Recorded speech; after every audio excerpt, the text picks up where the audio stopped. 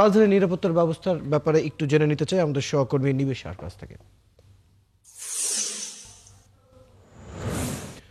নিবেশা, আমরা ঢাকার বাইরে বেশ কয়েকটি জায়গার খবরাখবর নিচ্ছিলাম, সেখানকার নিরাপত্তা ব্যবস্থা এবং সেখানকার যে এই আজকের যে কর্মসূচির যে কার্যক্রম লকডাউনের সেটি নিয়ে খবরাখবর নিচ্ছিলাম। কারণ বাজার এলাকার কি পরিস্থিতি দেখছেন এবং বাড়তি নিরাপত্তার ব্যবস্থা কেমন দেখলেন?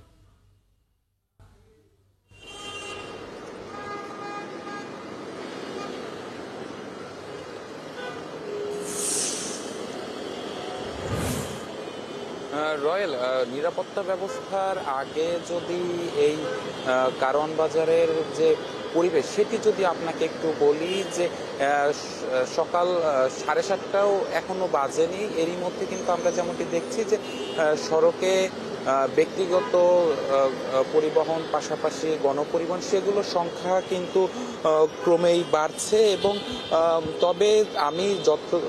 যাত্রীরা যারা রয়েছে কিংবা আজকে যারা অফিস কিংবা বিভিন্ন কাজে যারা বের হয়েছেন তাদের কয়েকজনের সাথে কথা বলেছি, তারা যেমনটি বলেছেন যে গেল রাতেও কিন্তু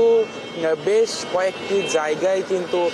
এই ককটেল বিস্ফোরণের ঘটনা ঘটেছে, পাশাপাশি বেশ কয়েকটি জায়গায় বাসে আগুনের ঘটনাও ঘটেছে, যার কারণে কিন্তু অনেকেই কিন্তু মনে শঙ্কা নিয়ে বের হয়েছেন। তবে নিরাপত্তা ব্যবস্থা আমরা দেখছি যে নিরাপত্তা ব্যবস্থা কিন্তু অনেকটাই শক্ত অবস্থানে রয়েছে আইন শৃঙ্খলা বাহিনীর সদস্যরা। তারা দেখছি যে এক পাশে টহল পুলিশ তারা যেমন দায়িত্ব পালন করছেন, অন্য পাশে পুলিশ সদস্যরা আমরা দেখছি যে তারা যেসব মোটর বাইক কিংবা অন্যান্য যে যানবাহনগুলো রয়েছে যেগুলো আসছে সেগুলো সন্দেহজনক কিছু মনে হলেই কিন্তু আমরা দেখছি যে সেগুলো তারা থামিয়ে যাত্রীদের তল্লাশি করছেন এবং যে গাড়িগুলো রয়েছে সেগুলো কিন্তু তাদেরকে তল্লাশি করতে আমরা দেখেছি। এর পাশাপাশি আমরা কিছুক্ষণ পরপরই দেখছি যে সেনা বাহিনীর সদস্যরা তারা কিন্তু টহল দিচ্ছেন এবং তারা তাদের যে নিজস্ব গাড়িগুলো রয়েছে টহল কাজে ব্যবহারের জন্য সেই গাড়িগুলোর পাশাপাশিও কিন্তু আমরা দেখছি যে সেনা সদস্যরা রাস্তার যে ফুটপাথ রয়েছে সেই ফুটপাথ ধরেও কিন্তু তারা পায়ে হেঁটে টহল দিচ্ছেন এবং তারা যেমনটি বলছেন যে আইন শৃঙ্খলা বাহিনীর সদস্যরা যেমনটি বলছেন যে তারা কিন্তু আসলে কোনোভাবেই কিন্তু নাশকতামূলক কোনো কার্যক্রম তারা কিন্তু সেগুলো আজকে তারা হতে দেবেন না বলে তারা বলছেন এবং এজন্যই কিন্তু তারা বেশ সতর্ক অবস্থানে রয়েছেন। আমি সকাল থেকেই মোহাম্মদপুর, ধানমন্ডি, সংসদ ভবন এলাকা,